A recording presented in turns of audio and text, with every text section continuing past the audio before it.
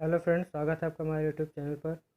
दोस्तों, आज इस वीडियो में हम देखने वाले हैं मध्यकालीन भारत में मुगल काल से संबंधित महत्वपूर्ण क्वेश्चन। तो आइए शुरू करते हैं। मुगल वंश का संस्थापक बाबर था। बाबर एवं उत्तरवर्ती मुगल शासक तुर्क एवं सुन्नी मुसलमान थे। बाबर ने मुगल वंश के साथ ही पाद और पातशाही की स्थापना की, जिसके तहत शासक को बादशाह कहा जाता था। दोस्तों, इस वीडियो में हम मुगल वंश के संस्थापक बाबर के बारे में महत्वपूर्ण जानकारी प्राप्त करेंगे। बाबर का जन्म फरवरी 1483 ईस्वी में हुआ था। इसके पिता उमर शेख मिर्जा फरगना नामक छोटे राज्य के शासक थे। बाबर फरगना की गद्दी पर 8 जून 1494 ईस्वी में बैठा। बाबर ने 1507 ईस्वी में बादशाहत की उपाधि धारण की, जिसे अब तक किसी तैमूर शासक ने धारण नहीं की थी। बाबर के 4 पुत्र थे, हुमायूं, कामरान, अस्करी तथा हिंदाल। अगला पॉइंट है, बाबर ने भारत पर 5 बार आक्रमण किया। बाबर का भारत के विरुद्ध किया गया प्रथम अभियान 1519 ईस्वी में यूसुफ जाई जाति के विरुद्ध था। इस अभियान में बाबर ने बाजौर और भेरा को अपने अधिकार में लिया।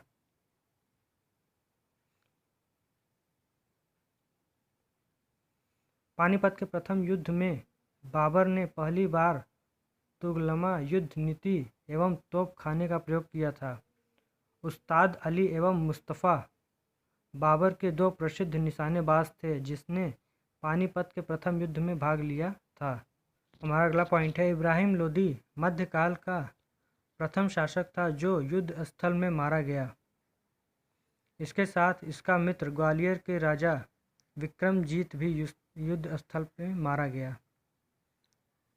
हुमायूं ने कोहिनूर का हीरा ग्वालियर के दिवंगत राजा विक्रमजीत के परिवार से प्राप्त किया था। हुमायूं बाबर का पुत्र था। बाबर को अपनी उदारता के लिए कलंदर की उपाधि दी गई थी। खानवा के युद्ध में बाबर ने राणा सांगा के खिलाफ जिहाद का नारा दिया और युद्ध में विजय के बाद गाजी की उपाधि धारण की। 30 जनवरी 1528 ईस्वी को जहर दे देने के कारण राणा सांगा की मृत्यु हो गई। बाबर ने बंगाल के शासक नुसरत शाह के साथ 6 मई 1529 ईस्वी को एक दूसरे की संप्रभुता का सम्मान करने का वादा करते हुए एक संधि की, जिसके अनुसार नुसरत शाह ने अफगान विद्रोहियों को शरण न देने का वचन दिया। करीब 48 वर्ष की आयु में 26 दिसंबर 1530 ईस्वी को आगरा में बाबर की मृत्यु हो गई। प्रारंभ में बाबर के शव को आगरा के आराम बाग में दफनाया गया। बाद में काबुल में उसके द्वारा चुने गए स्थान पर दफनाया गया। बाबर की मातृभाषा तुर्की थी, लेकिन वह अरबी और फारसी का भी अच्छा ज्ञाता था। बाबर ने अपनी आत्मकथा बाबरनामा की रचना की, जो कि तुर्की में है, जिसका अनुवाद बाद में फारसी भाषा में अब्दुल रहीम खान खाना ने किया। अपनी आत्मकथा में बाबर ने औपचारिक बागों की योजनाओं और उनके बनाने में अपनी रुचि का वर्णन किया। अक्सर ये बाग से घिरे होते थे तथा कृत्रिम नहरों द्वारा 4 भागों में विभाजित आयताकार अहाते में स्थित थे।